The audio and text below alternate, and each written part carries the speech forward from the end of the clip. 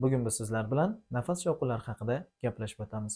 Nafas shovqinlari o'z navbatida ikkiga ajratiladi: fiziologik nafas shovqinlari hamda patologik nafas shovqinlari. Fiziologik nafas shovqinlari ikkiga bo'linadi: vezikulyar hamda bronxial nafas shovqinlari tafovut etiladi. Bronxlarning ustida talaffuzda qattiq X harfini eslatadigan nafas shovqini bu fiziologik bronxial nafas shovqini hisoblanadi.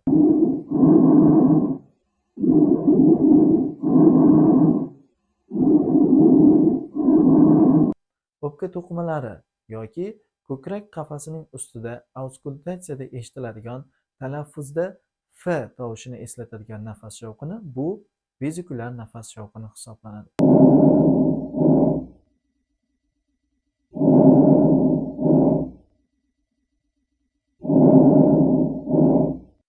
Patologik nafas shovqinlari nafas yo'llarining yallig'lanish kasalliklarini hisobiga yuzaga kelib, bularga stridor, quruq hamda nam xirillashlar, hansirash yoki krepitatsiyalarni misol qilishimiz mumkin.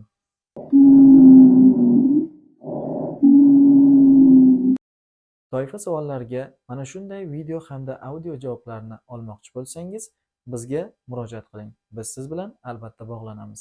Unutmang, sizning muvaffaqiyatingiz bizning ham muvaffaqiyatimizdir.